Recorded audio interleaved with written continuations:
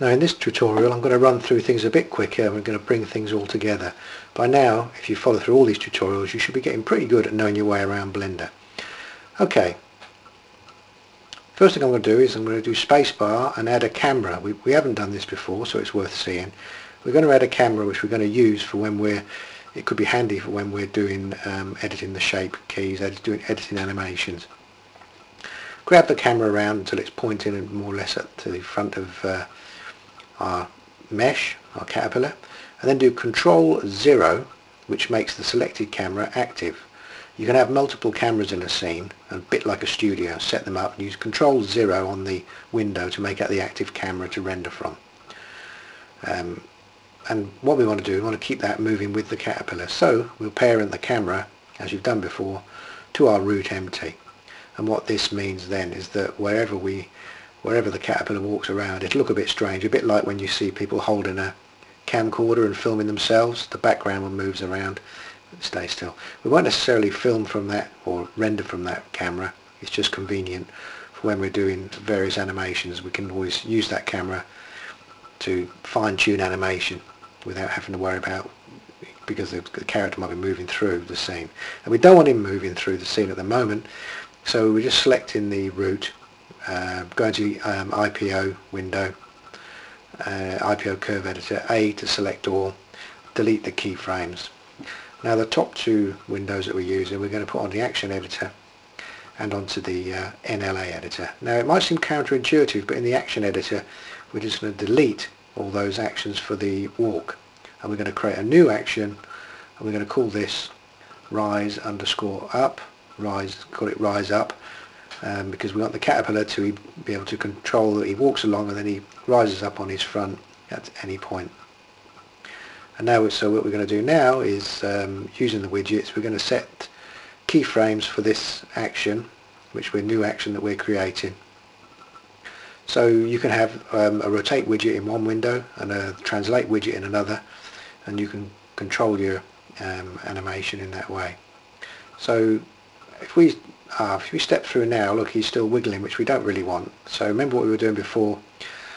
We go onto the Nla Editor, and if we go into the Nla Editor, you find that we've actually got the Nla selected, not the Shark Attack Man, and then select the action that you want to be processed, which in this case is the rise up, the new action.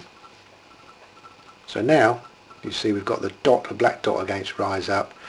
We can actually start setting keyframes for the rise up action. So by using the translate and the rotate widgets, I just want his back arching, the caterpillar rises up into this position and then it'll go back down again. So this is what we're going to actually set up now.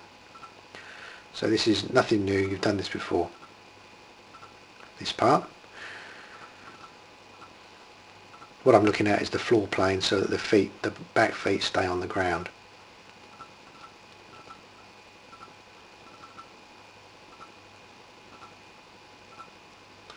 So we do A to select all the bones as we've done before, I to insert keys. So now we've got our halfway through, we've got the caterpillar rising up, and then he's going to drop down a little bit quicker. So you don't go it down to, won't put it back to another 10 frames, but we want to have the go to the first frame, frame 1, copy the pose to the buffer, and then we'll go through not just to frame 17, say like that. So he'll rise up and then he'll drop down a bit quicker. So then we paste the pose from the buffer. I to insert key, location, rotation, and now there we are. We've got our action more or less set up. We're just going to do a bit of fine tuning of it now. Just when he's dropped back down, his head will do a little bounce.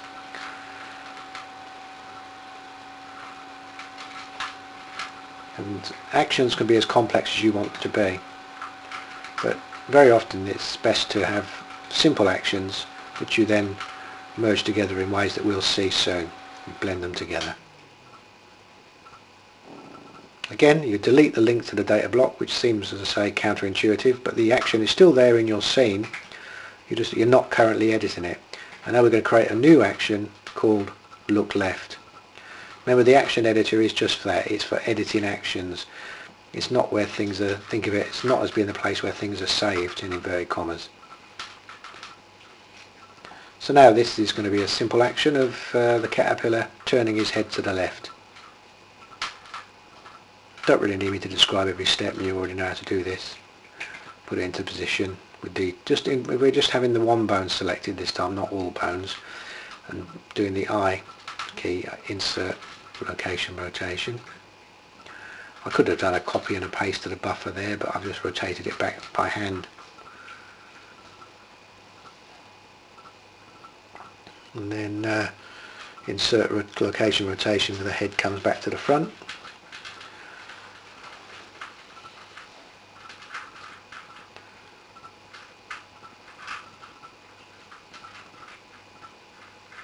And if we then go back to our Nla Editor, put it onto the NLA.